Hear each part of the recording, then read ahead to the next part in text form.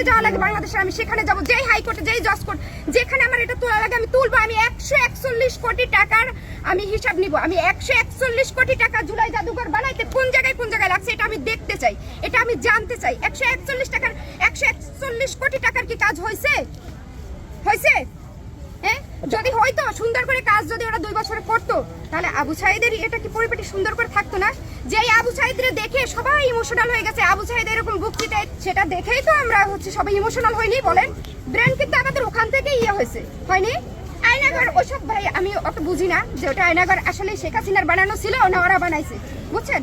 এত সহজ না। কারণ হচ্ছে আমি 1 ঘন্টা বিদ্যুৎ না থাকলে জীবন আমার বাঁচে না। আর আয়নাঘরে কেমনে কি মানুষ থাকছে এগুলো আমি বুঝি না। আমি বলবো না যে আমি বিশ্বাস করি না, আমি বিশ্বাস করবো কি? আমি তো অনেক কিছুই চোখে না দেখলে বিশ্বাস করি না। এখন আয়নাঘরের বিষয়ে আমি বলতেই পারবো না। সাজানো নাটক, মূর্তি জায়েজ নাই। শুনেন একটা কথা বলি, এই যে সমন্বয়কদের সাথে পিছনে কারা কলকাঠি নাড়ছিল ইউনূসের সাথে, আমরা কি জানি না?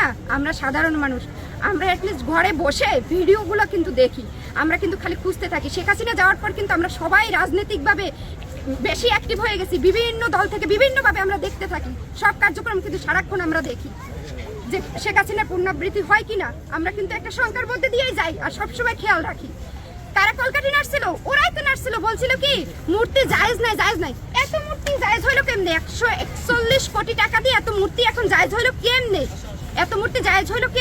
মূর্তি জায়েজ নাই। ওই যে সমন্বয়কের মধ্যের মানুষরাই বলছিল, কবে বলছিল? আপনার কাছে প্রমাণ আছে কি? প্রুফ? আচ্ছা আপু মোবাইলটা দাও তো। আচ্ছা, আপনি কি আয়নাঘর সম্পর্কে যেটা বললেন এটা কি আপনার বিশ্বাস হয় না? আমি এগুলো আমি বুঝি না, এটা সম্পর্কে আমি বুঝি না। আয়নাঘর সম্পর্কে আমার কোনো ধারণা নেই। এই যে শোনেন, আমি বলি, আপনি যে দুর্নীতির কথা বললেন, এইটা যদি আপনি খোঁজ পান, দুর্নীতি তো হয় অত্যন্ত গোপনে, এটা তো বের করা কঠিন ব্যাপার। দুর্নীতি হয়েছে কি হয় না এটা আমি অস্বীকার করতেছি না, কিন্তু আপনি সেটা জানতে পারলেন। কিন্তু আয়নাঘর যেটা সারা বিশ্ব জাতিসংঘ পর্যন্ত একটা রিপোর্ট করেছে, আপনি সেটা অস্বীকার করলেন। নিশ্চয়ই এটা আপনার হচ্ছে যুক্তিসঙ্গত। আপনি বলেন, আমরা গত 2 বছরে যেরকম গোপন তথ্য ফাঁস হওয়া দেখেছি, শেখ হাসিনার আমলে 17 বছরে কোনো কিছু কি দেখেছি? গণভবনে পা রাখার ক্ষমতা ছিল শেখ হাসিনা? আপনি অস্বীকার করেন? স্বীকার করি মানে এটা তো দিনের আলোর মতো আমরা তো দেখছি। আমরা তো দেখছি হচ্ছে শেখ হাসিনা হচ্ছে মুগ্ধ তো দেখছি আমরা। এবং শেখ হাসিনা মুগ্ধরে তো মারছে পুলিশ, আর শেখ হাসিনার কথা বলা পুলিশকে তো সে অর্ডার দিছে, পুলিশ তো তারই ছিল, তাই না? পুলিশ তার ছিল। অর্ডারের কোনো ভিত্তি আছে, প্রমাণ আছে আপনার কাছে? কেন অর্ডারের আবার ভিত্তি প্রমাণ কি? যে সরকারি চাকরি করে সে অবশ্যই সরকারের আইনেই চলে, সরকারের নিয়মেই চলে, সরকারের আদেশেই চলে।